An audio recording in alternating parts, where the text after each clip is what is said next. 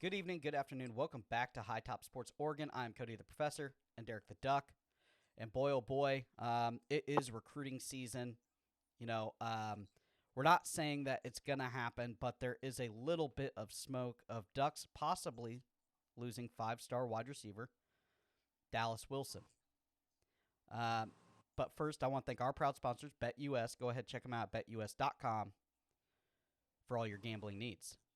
So, how are you feeling about that? One of the long time commits is deciding to take an official visit to Florida after going to Florida LSU on an unofficial visit. He is out of Florida, out of Tampa Tech, not too far from Gainesville. It's an easy drive for him.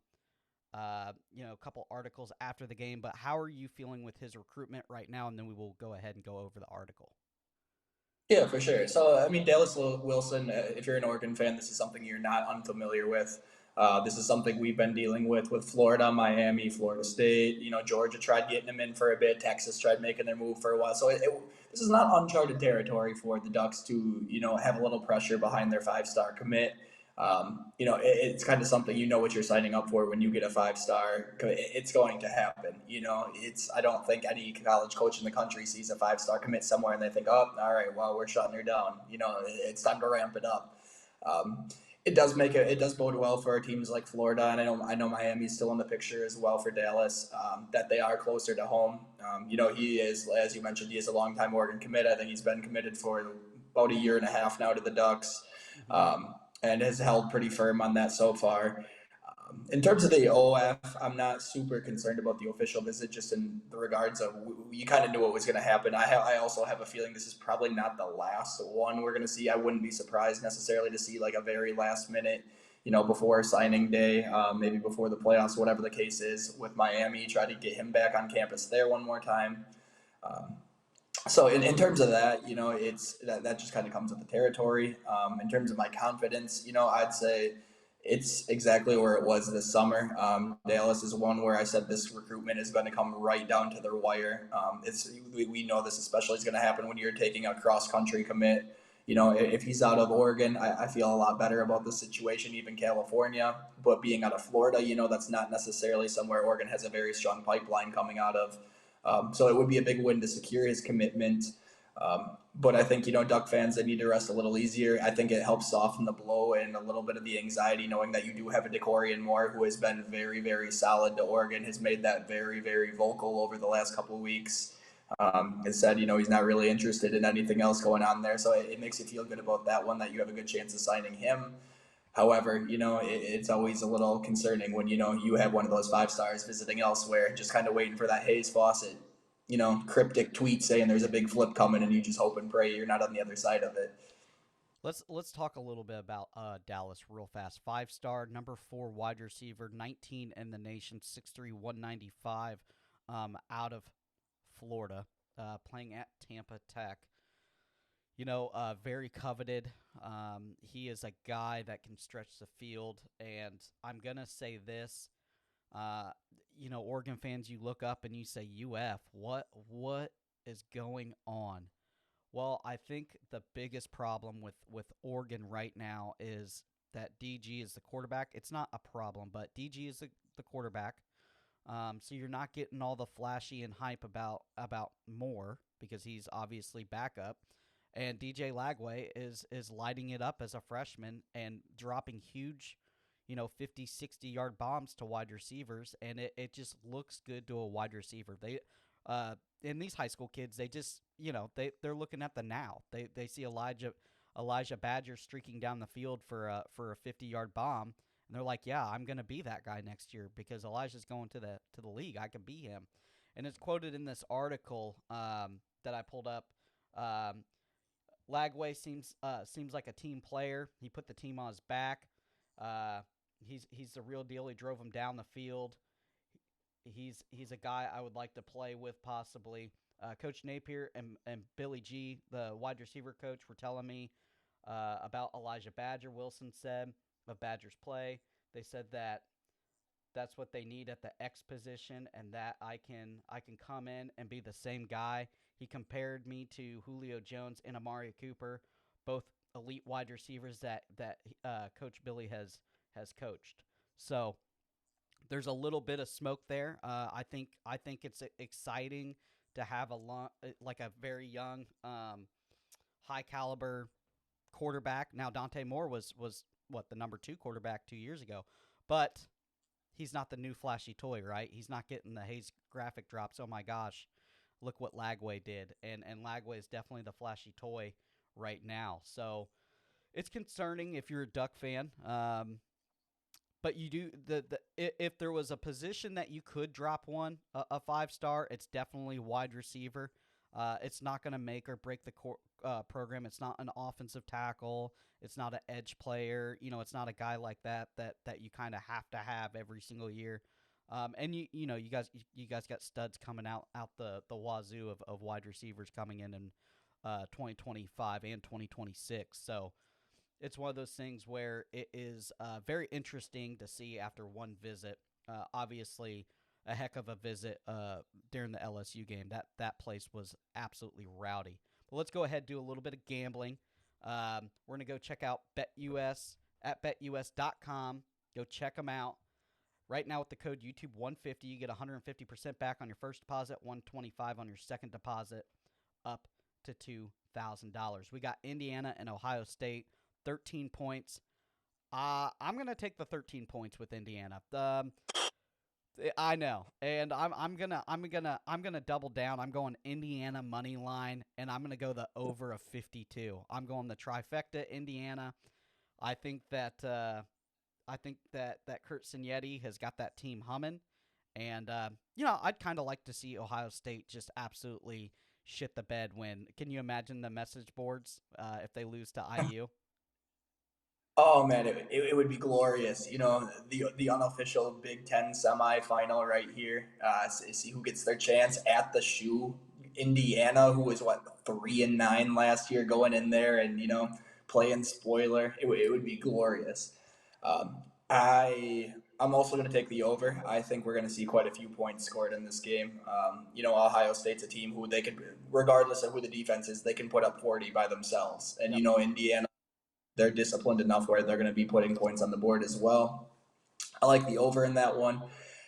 That 13 and a half, man, or 13 is tough business. That's a lot of points for an undefeated team. So I would hesitantly take the Indiana points, but I would take the Ohio State money line. I think Ohio State's going to come in hungry. They want another shot at Oregon. They want that first round bye.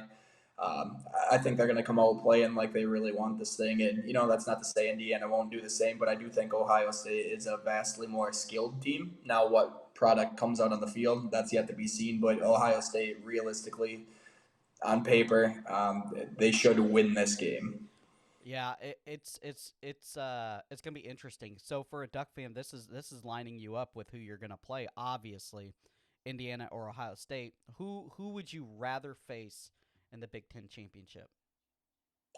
Not even a consideration. I want the Hoosiers. You want the Hoosiers? Ohio State. Yeah, Ohio State. They're a great team. Obviously, I think compositely speaking, I think they're the number 2 most talented team in the country in terms of roster construction. They have weapons all over. Will Howard's what Will Howard is. However, he is a formidable quarterback. Just looking at the stats this year, I mean, he's getting stuff done. Obviously, their backfield is impressive. A wide receiver stable that keeps replenishing year after year, and then obviously they have a phenomenal defense too. So um, I would rather play Indiana. That's just because I believe that's who we have the better chance at beating in that and kind of securing that first round berth. However, if Ohio State does win, I think we are in for one hell of a matchup again for round 2 of Ohio State Oregon. All right, back to the Dallas Wilson. We're gonna go ahead and close this up real fast, but if there was a percentage of flip possibility, where would you land with Dallas Wilson? Let's put the scenario on this. Obviously, Oregon goes to the Big Ten championship. Florida wins out, beating Ole Miss, and Florida State makes a bowl game, wins that game. So you got a compound of wins. Lagway lights it up. Looks like the real deal. I think the biggest part of this is Lagway's play and how that offense looks and works. So let's say that Florida ends the year Lagway's dominant, offense is ticking, and then obviously Oregon makes the playoffs. Where are you feeling with Dallas Wilson if that happens? Yeah, even in that scenario, I'd still give it a 60-40 Oregon. And some people are going to look at it and they're like 40%. That's a high percentage, and it is. I mean, It's a realistically, hometown kid. that's a hometown kid, 5-star kid. And everybody knows what this starts to look like once we get down to early signing day. Once we hit this little last month before the pen hits the paper, this is where stuff really starts to get going. All of a sudden guys are coming out of the woodwork and visiting your program that you didn't even know you were in on, or all of a sudden Tremel Jones Hayes just flipped from yeah, FSU or to Hayes lost Florida. on three. All of a sudden they release an article and they're like, "Oh, this big name recruit all of a sudden about to flip out of nowhere."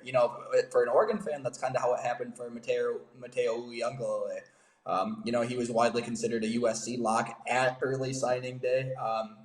Penn was ready to hit the paper, and all of a sudden he said, "Yeah, I'm going to Oregon," and that's how it is. That was a big 5-star recruit there. That very well could happen for the Ducks this year when if Dallas Wilson comes out and says, "Hey, I want to go to Florida, I want to go to Miami, I want to go to wherever," that's a real possibility. I'm going to give them the benefit of the doubt and say, Oregon, they have enough in terms of what they have in the wide receivers, what they can showcase there, what the offense looks like, being the number one team in the country, being destined for the playoffs this year. They do have a lot of things going in their favor. Obviously, he and Dan have had a very long-standing relationship. Um, Junior Adams, a phenomenal wide receiver coach as well. Had parts in Cooper Kupp and Roman Dunze and a couple of these NFL guys right now. So you have a lot of things going for you, but it's always that geographical sense that makes it tough. It's we've seen it time and time again as Oregon fans. Remember Peyton Bowen, the safety who ended up going to Oklahoma. He was what said, "I'm going to Oregon." Early signing day, all of a sudden the next day we're like, "Yo, we never got the Stud. paperwork," and then said, "I can't go. I need to stay home and go to Oklahoma." Yeah. It happens, man. So it's Duck fans, buckle up. I feel good about keeping him at this point. However, we're gonna have some stuff happen where we're gonna lose some flips that we didn't see coming, and we're probably gonna flip someone at some point who we also didn't see coming at this point. So we're in for an exciting next month. I'm going to ask you this one last question about this, and then we're going to end it up. Do you think that possibly the amount of wide receiver talent that you have might be hurting you a little bit in this recruitment? I just because obviously Florida, they are desperate for a big 5-star guy like this. They were in Mm-hmm. on Jeremiah Smith last year. He would have been an absolute game changer if he would have came to Florida. This would be kind of the biggest guy that Billy has gotten.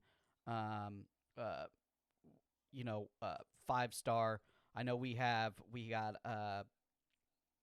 got Trey Brown the third. He's going to be electric, but we don't have a guy like this. We've always had to go into the portal to get a guy like this, aka Elijah Badger, a guy that you're very familiar with, and Oregon fans are Mm-hmm. very familiar with.